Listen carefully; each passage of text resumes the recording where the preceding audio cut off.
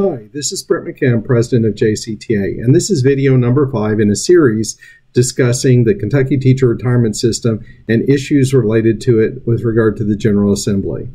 In this video, we'll discuss the proposed changes in Senate Bill 151 that would affect new hires after January 1st, 2019. Right off the bat, let me say this. We've had some questions about people who've asked, if I've been working for a while but take a leave of absence, or if I'm on a leave of absence right now and return to work after January 1st, 2019, would I be considered a new hire? The answer to that is no. Your date of hire is based on your initial earliest date of hire whenever your first TRS account was opened. So this would only apply to individuals who have not begun teaching and have never had any account with the Teachers Retirement System before January 1st, 2019. So what are the provisions for those who are hired after 2019 in Senate Bill 151? First and foremost, Senate Bill 151 would create a new tier for new hires after the date of January 1st, 2019, and this would be a cash balance hybrid plan within TRS. Let me pause for a moment and emphasize that unlike the governor's original proposal, this plan will be in TRS. That means that the new hires will be paying into TRS, and the funds will be managed by TRS. And that also means for those of us who have defined benefit plans with TRS, that means that these new teachers will be members of TRS and will be able to help us advocate in the future for protecting and advancing the interests of TRS. And it also means they will be paying into a TRS system, and their funds will be commingled with ours in terms of investment. They will have separate accounting for their own individual accounts, but their funds will be part of the funds that TRS invests. And that's really important because it keeps TRS an ageless system. And that helps us because under the original proposal, where new hires would have been put out into the private marketplace with some kind of defined contribution plan, that would have effectively closed TRS to new hires, and that would have meant we would have become TRS would have become an aging system, and that would have lowered the rate of return for all of us still in the system by about 1.5%, which is a significant amount. If you consider $20 billion of assets, that's a loss of about $300 million a year on a recurring basis that would have occurred if the system had closed to new hires. So keeping the new hires in TRS is a significant advantage for the system, whether you're in a cash balance plan in it or in a traditional defined benefit plan. That's good for all of us. So how would this new cash balance plan work? Well, the new employees will pay in the exact same amount that current employees pay, 9.105% of payroll. So they'll be making the same contribution that we make. And the state will make a 6% contribution, and local school districts will make a 2% contribution. So there will be a total of 17% of payroll that will be going into the system. By the way, we've had questions about how harmful will the extra 2% that local school districts have to pay be on those local school districts. And the answer is, at first, the effect will be very small because keep in mind that they're only paying 2% for employees that are hired after January 1st, 2019. So there will be very few the first year, a few more the next year, and so forth for most school districts. So it will take some time for that 2% to amount to significant money for school districts because it will only apply to the new hires. but returning back to the total contribution. The employee will be making a 9.105% contribution, the state 6%, the local school district 2%. That makes a 17.105% contribution. Now that's worth pausing to talk about for just a moment. Currently, the normal cost, the actual cost of the current defined benefit plan that we have, the current actives have, is less than 15% of payroll, according to the governor's PFM report. So the amount that it costs for our current defined benefit plan is less than 15% of payroll. This new plan will have more than 17% of payroll going into it. So it's more than 2% of payroll more that goes into it than what goes into our current plan.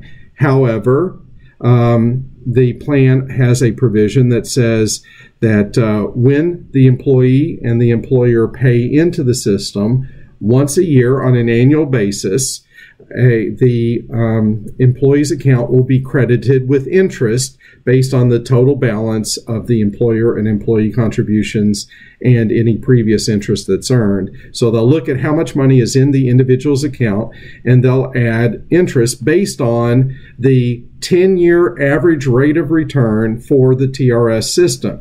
So if the average rate of return for the past 10 years, let's say, was 10%, then they would add in 10% to the account value, except there is a provision that says that the state will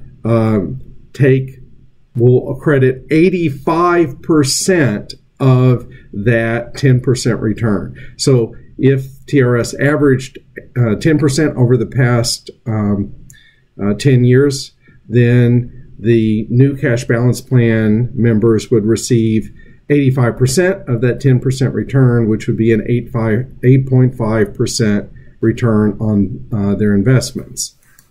So on the one hand, 17% of payroll, more than 17% of payroll goes in, so that's more than what goes into our system from the point of view of the normal cost.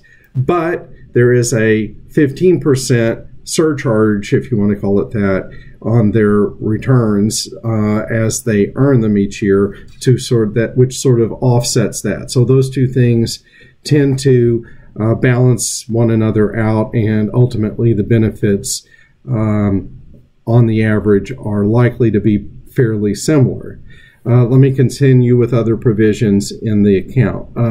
So let me explain how a cash balance plan works. As we said, each year, once a year, the state will look at what the average return has been for TRS for the past 10 years, take 85% of that, and credit that much interest to the account of the employee.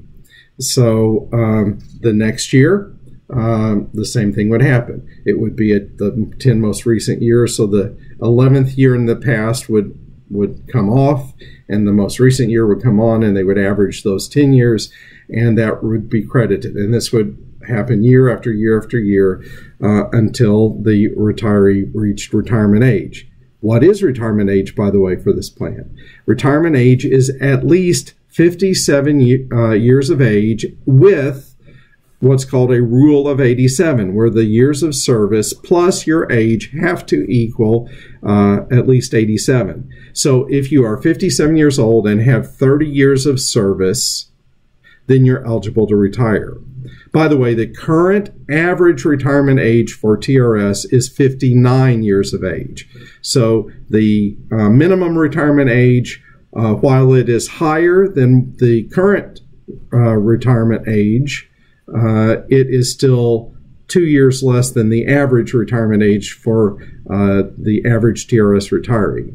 But when you reach retirement age, what would happen is your balance in your account, which would have accrued over the years with the interest added each year, as we just described, would then either be available for you to cash out and invest any way you would want as a retiree, or the option that most people would probably elect is it would be eligible to be converted to an annuity within TRS. So TRS would manage the annuity.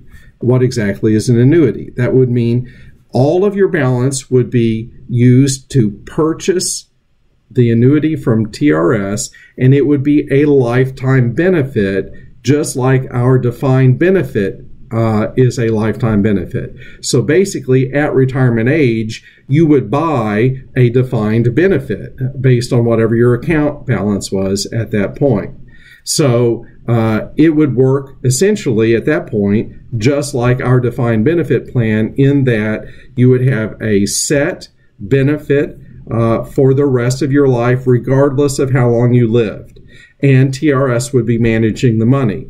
Because TRS would be managing the annuity, that means that there is no profit involved. No one is taking a slice for their own personal profit like a for-profit vendor in the private sector would. So all of the money that goes into the annuity can go for the annuity. It also means that because there'd be a large group that would be buying annuities each year in this pool, you would TRS would be able to calculate the benefits for each individual person based on the average life expectancy of the group, which is also how a defined benefit plan works for us. So that's an advantage. So you don't have to budget as if you were going to live to 100. You only have to calculate the annuity on the average expected life expectancy of that group. So that is an advantage that leads to a higher retirement benefit.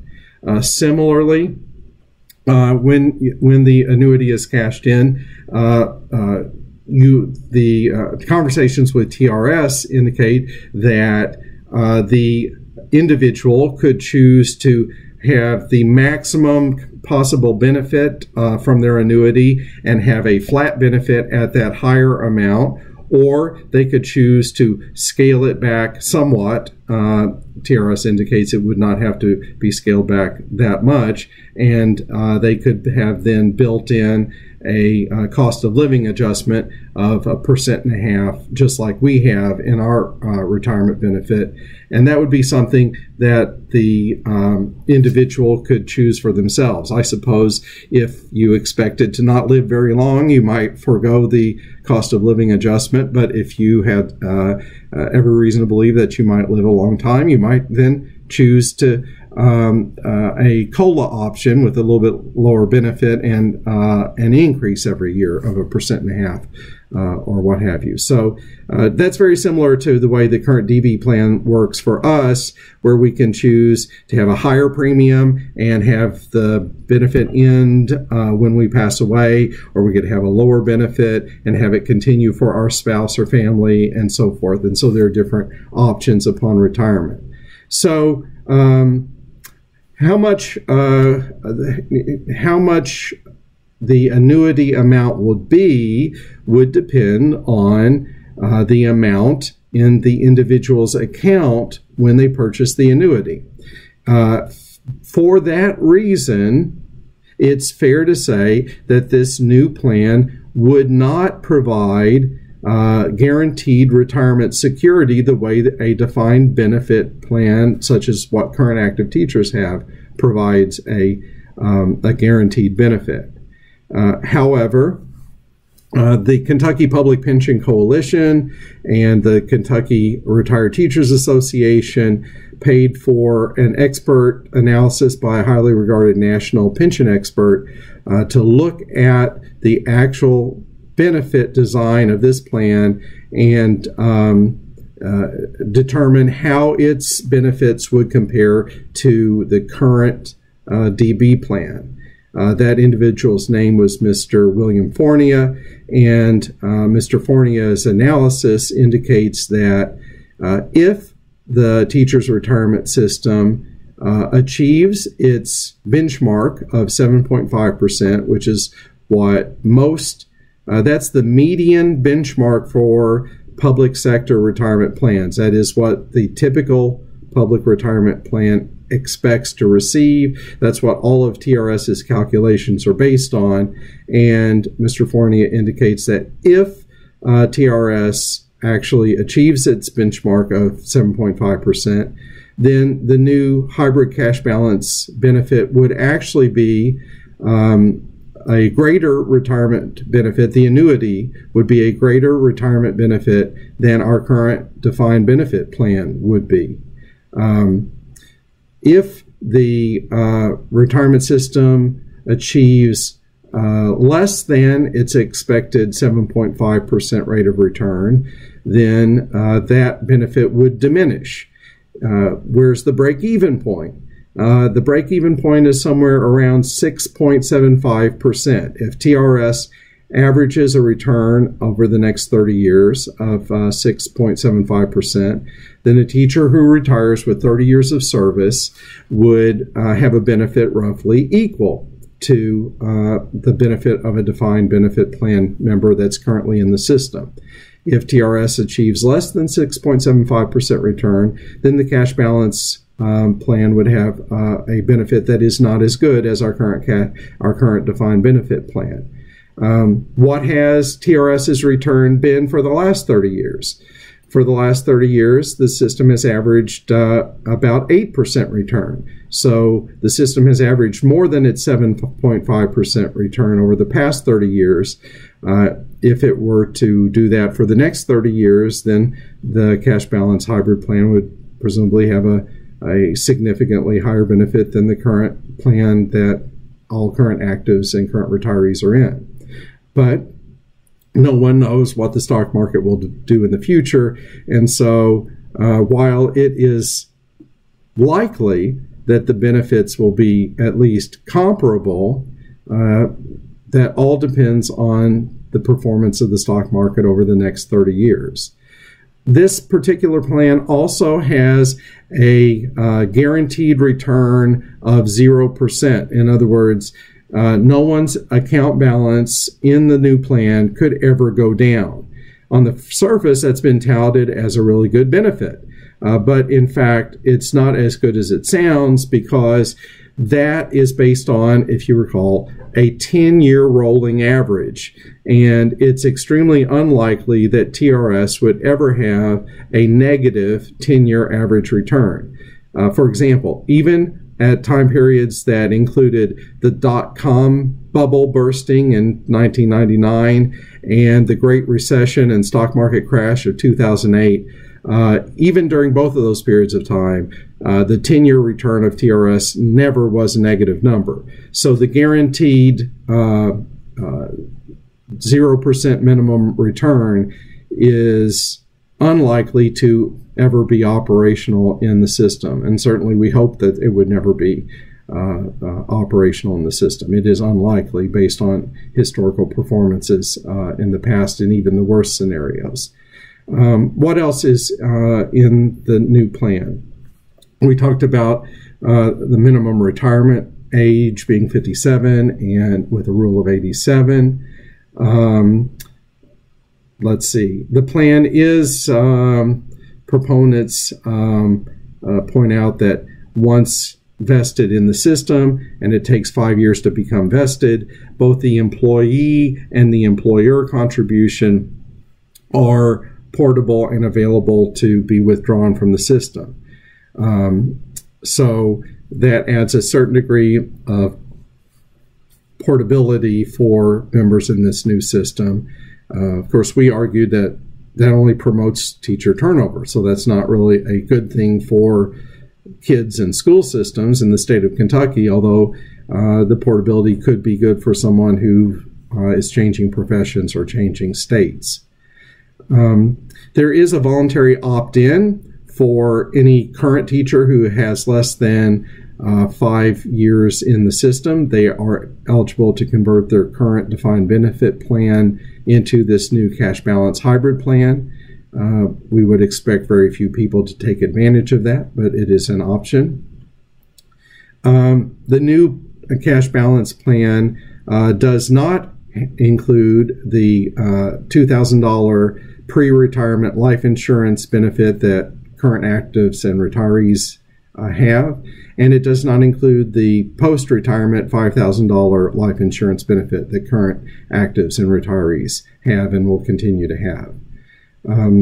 The new plan does not in any way factor sick day buyback into the calculation of retirement benefits.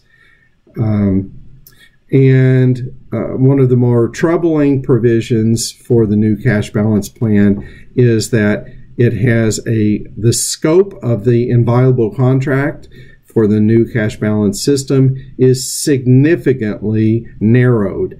The inviolable contract would only apply to the actual balance, account balance in the cash balance plan. So the state could never take back any contributions or interest that's earned in the account, but the state could, for example, change the rule of 87 to a rule of 88, or could change other provisions in the plan prospectively going forward. One good thing about the new plan is the state's only obligation is to make a 6% employer contribution, and by design, a cash balance plan cannot accrue an unfunded liability. Therefore, there cannot be a scenario for the state in the future where the state has an unfunded liability that would pressure the state into changing benefits. So the likelihood of the state feeling compelled to reduce the benefits or change the plan design is probably diminished significantly because of the fact that all the state does is just make a 6% contribution, and that's it. There is no unfunded liability and no other obligation for the state. So while it's certainly possible that the state could change provisions for the plan, it's probably a lot less likely than in a defined benefit plan where you can have an unfunded liability that pressures the state to make changes. Those are the main points of the new cash balance system. I'm just trying to look to see if I have missed anything. And I think I have not. So in summary, the new cash balance plan does not have the inviolable contract protections that our plan has. The new plan, the retirement benefits will depend on the long-term returns that the TRS is able to achieve, which in turn depend on what happens with the stock market, so you don't have a guaranteed benefit. That's a big disadvantage compared to the current plan. However, in all likelihood, if TRS achieves anything close to its 7.5% rate of return that it anticipates, the plan should be at least comparable, if not actually a little bit better than the retirement benefits of the plan that we currently have. Finally, I would just emphasize that because we won't have a plan that guarantees a retirement benefit for new hires, this is likely to significantly negatively impact the state's ability to attract and keep quality teachers. Because if we're competing with another state that has a defined benefit plan and we cannot guarantee a benefit for the retirement of teachers, prospective teachers in Kentucky, that's probably a significant recruiting disadvantage, and the very portability that's built into the system is likely to contribute to teacher turnover and make it easier for teachers to actually leave our system and our state and go into to work in other states that have a defined benefit retirement plan.